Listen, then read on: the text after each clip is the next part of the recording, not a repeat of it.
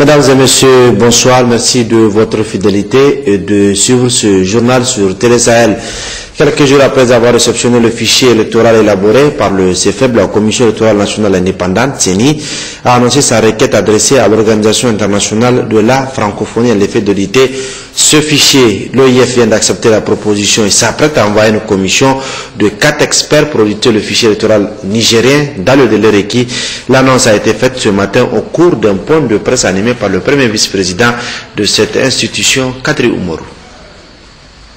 Le bureau de la CENI voudrait d'abord lever tout équivoque à propos de la remise du fichier électoral. Contrairement à ce que certains ont pu comprendre, la CENI n'a jamais rejeté le fichier électoral. La CENI a reçu le fichier électoral conformément à la loi.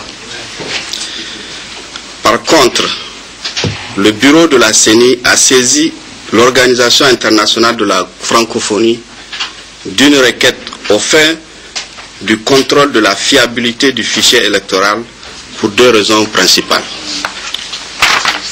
D'une part, parce que la CENI veut s'assurer que le fichier est opérationnel. D'autre part, vous le savez, une partie de la classe politique et de la société civile continue à douter de la fiabilité du fichier électoral malgré l'audit externe national qui a été diligenté. Le contrôle qui sera assuré par une organisation internationale dont la crédibilité est reconnue de tous permettra, nous le souhaitons en tout cas, de ramener la sérénité et la confiance autour du fichier électoral, outil indispensable pour l'organisation des élections transparentes, crédibles et apaisées, bien entendu dans les délais constitutionnels et légaux. Par ailleurs, j'ai le plaisir de vous informer que l'OIF a marqué son accord pour envoyer une mission de 4 experts de haut niveau à la fin de cette semaine.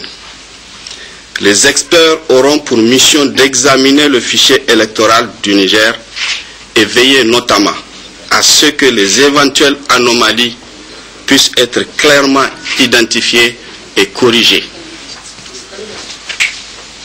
Dans cette démarche, que nous avons souhaité transparente et inclusive, la mission de l'OIF travaillera avec un comité d'experts nationaux qui seront désignés non seulement par le groupe des partis de l'opposition, celui des partis de la majorité, des non-affiliés, mais également par la société civile, sous la supervision bien entendu de la CENI, qui fixera les termes de référence en collaboration avec les experts internationaux.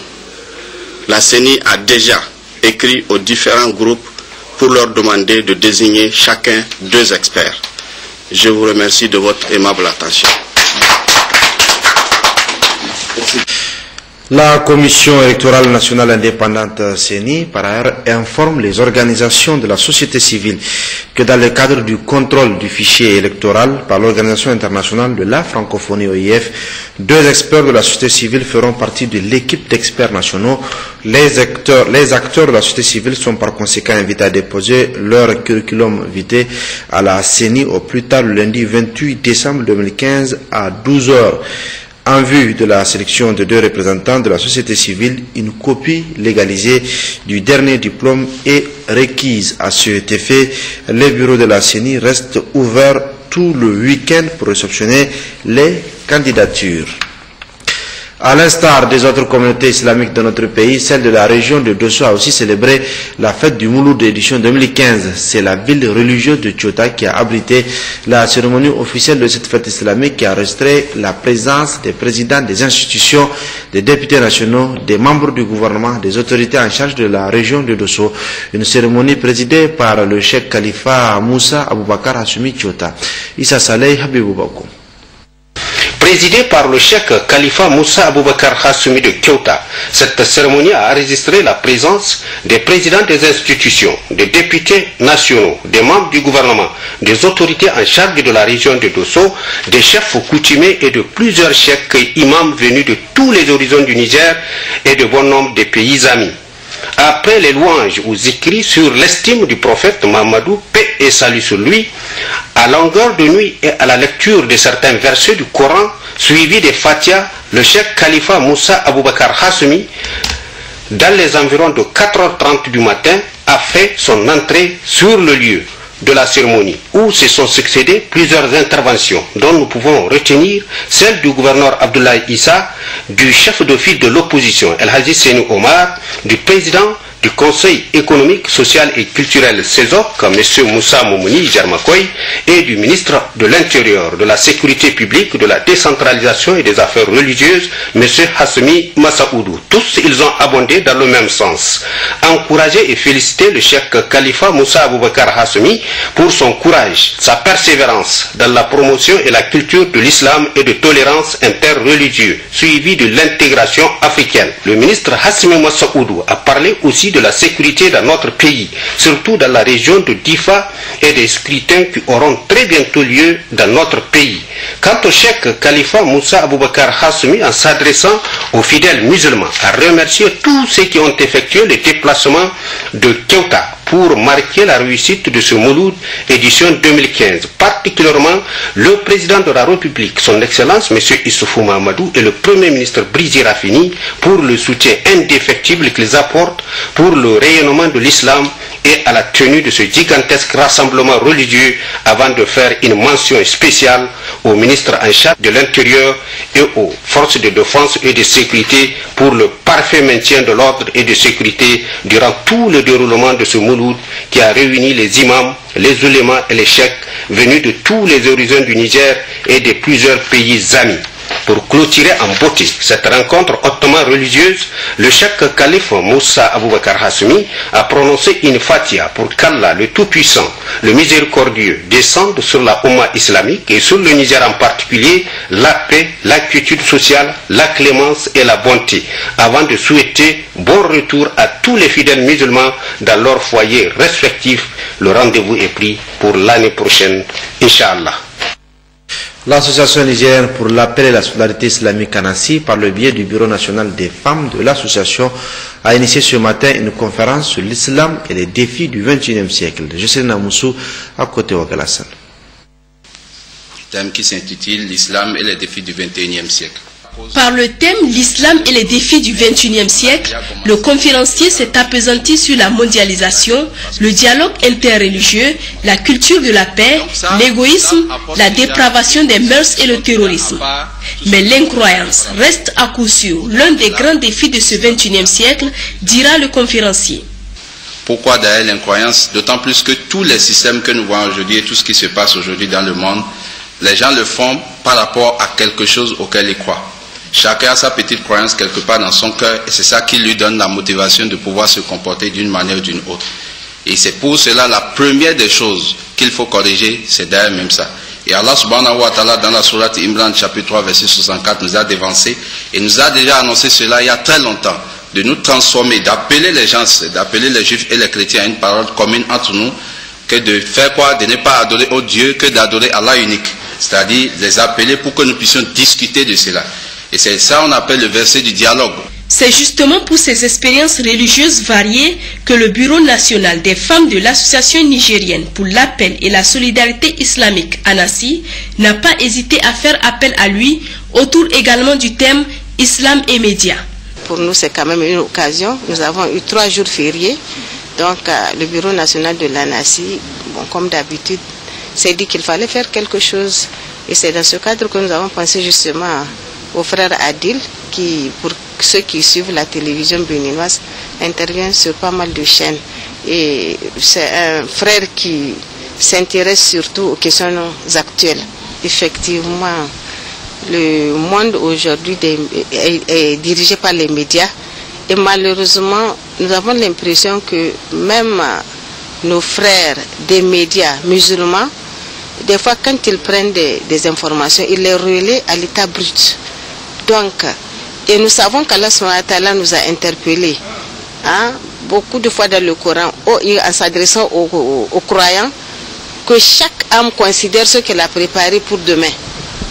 Et quelque part, chaque bienfait dont il nous a gracié, nous en rendrons compte. Une série de 3 conférences publiques qui s'achèvent ce dimanche par un thème crucial en ce 21e siècle, notamment l'islam et le défi de la femme. Thème qui fera ressortir le combat de la femme musulmane pour son droit au port de voile de plus en plus menacé. À l'occasion de la fête de Noël consacrée à la naissance de Jésus-Christ, les évêques du Niger souhaitent un joyeux Noël à tous les chrétiens musulmans et membres de toutes les autres confessions religieuses. Le message est lu ici par l'archevêque de Niamey, Monseigneur Laurent Lompo. Monseigneur Ambroise Ouedraogo, évêque de Maradi, s'est joint à moi pour vous souhaiter un joyeux Noël à vous chrétiens, musulmans et membres de toute autre confession religieuse.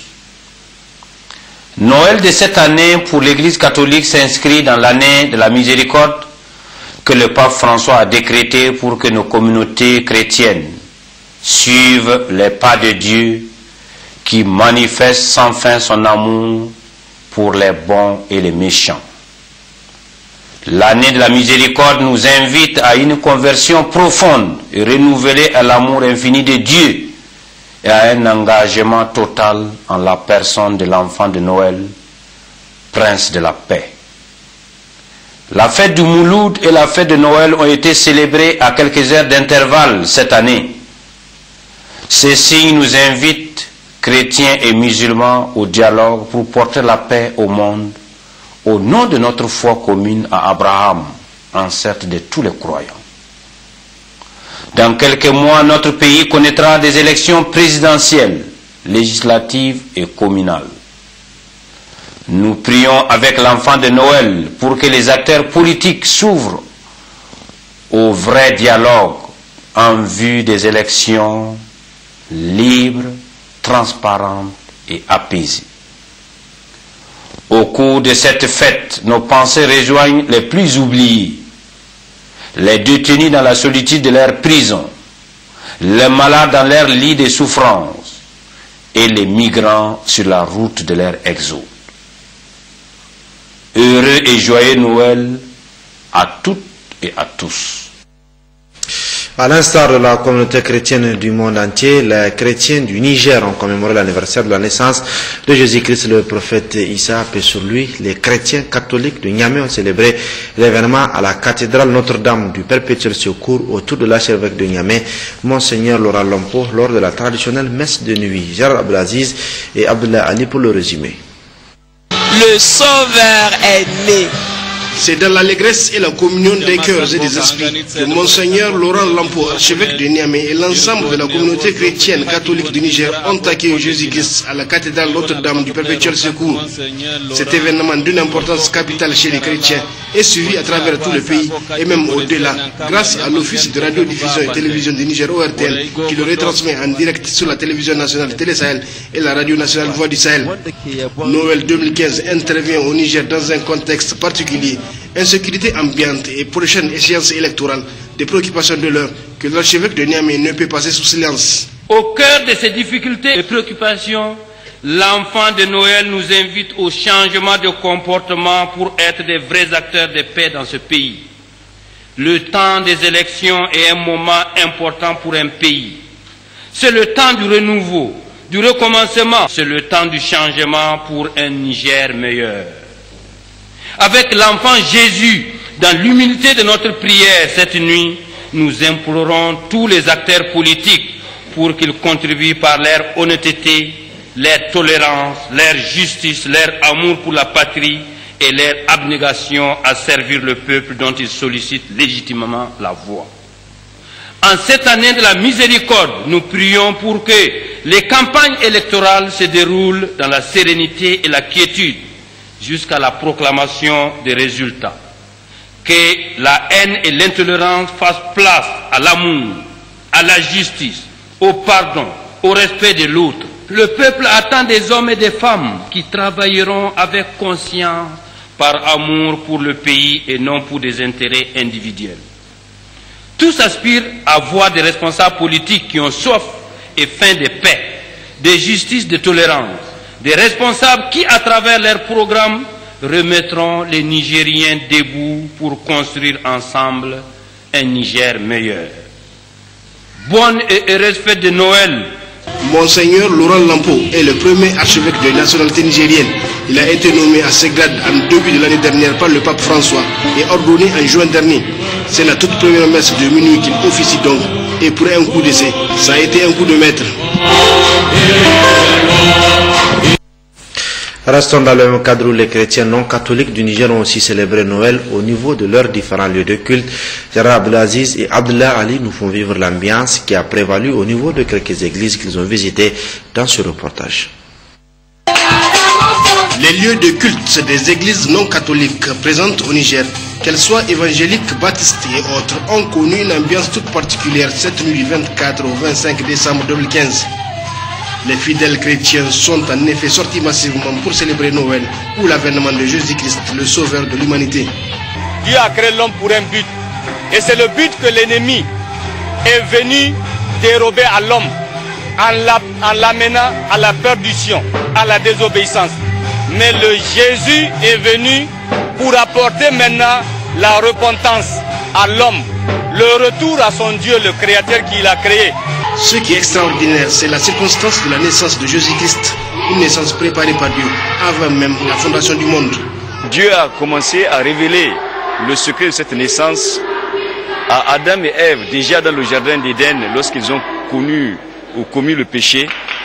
En ce moment, Dieu a dit à la femme que c'est de la postérité de la femme que sortira celui qui va écraser la tête du serpent. Donc la postérité de la femme, sans qu'il y ait union avec un homme. Et c'est exactement la naissance de Jésus. Parce que Jésus est né d'une manière extraordinaire à partir d'une vierge qu'on appelle Marie, sans qu'elle ait connu un homme, comme l'ange Gabriel le lui avait annoncé. Jésus est donc né sans péché et il est venu dans ce monde pour sauver l'humanité de nos péchés. Donc c'est une naissance non seulement particulière, spéciale, mais une naissance qui est salvatrice pour toute l'humanité. Cet état de fête donne un cachet particulier à la fête, ce qui explique l'intensité de la joie du chrétien. À Noël, le chrétien pardonne et demande pardon, présente ses meilleurs vœux, partage, rend visite aux malades, pour ne citer que cela, et surtout, prie pour que Dieu, le Tout-Puissant, descende sa miséricorde. En un mot, à Noël, le chrétien renaît.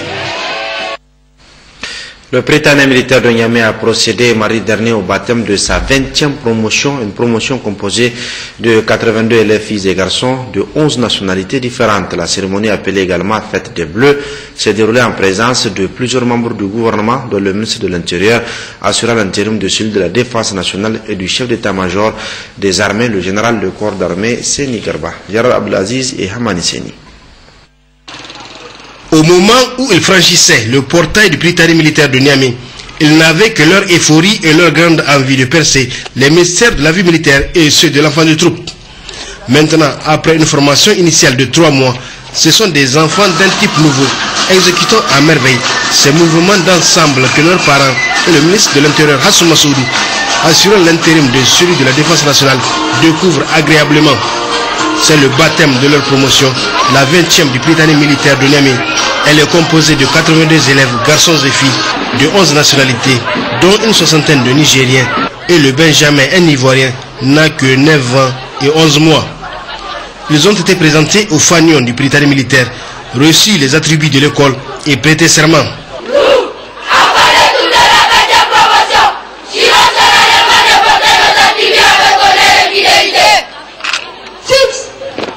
Ceux qu'on appelle dans le jargon militaire les Bleus ont désormais un nouveau statut, celui du Prytanée.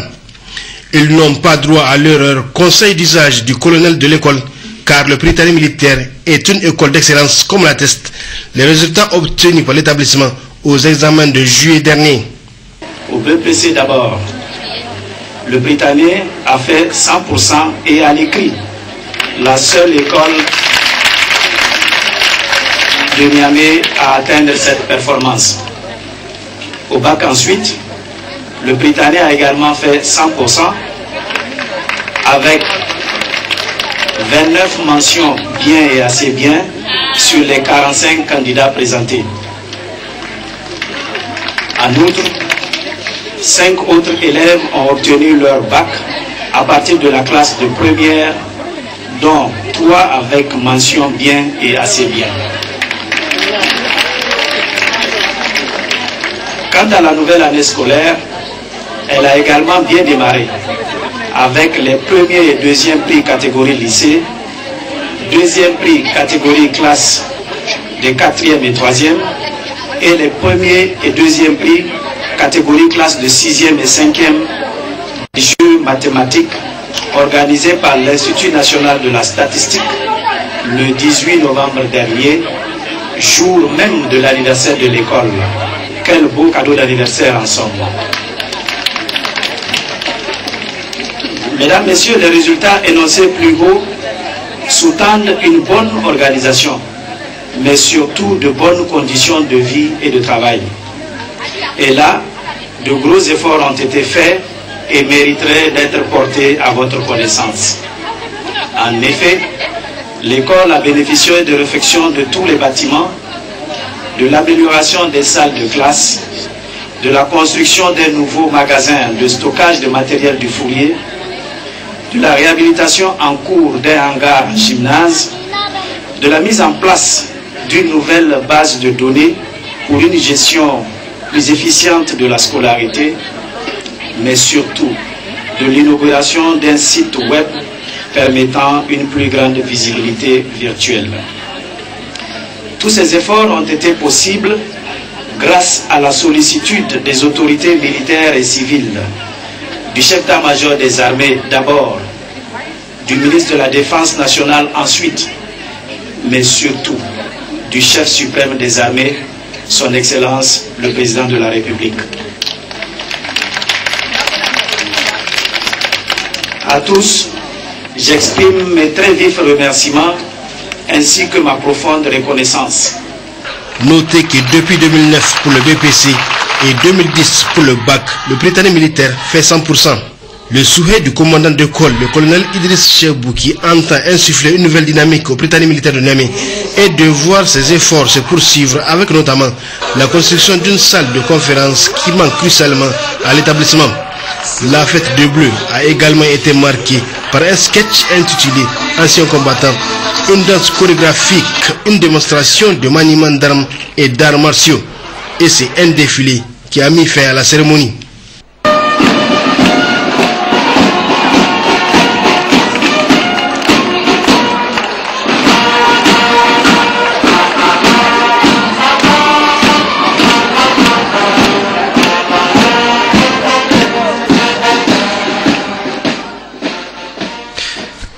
Début mercredi dernier, des stages de secourisme et de sauvetage en milieu naturel et aquatique, c'est la piscine olympique d'État de Niamey qui a servi de cadre pour le lancement de cette activité placée sous le parrainage du ministre de la Jeunesse et des Sports Abdelkarim Malam. Pascal Sessoukoutier.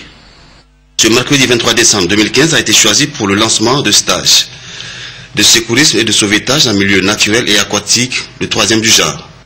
L'organisation du présent stage témoigne une fois de plus les efforts que ne cesse de déployer la piscine olympique en collaboration avec la Ligue de Niamey pour la promotion des sports nautiques dans notre pays.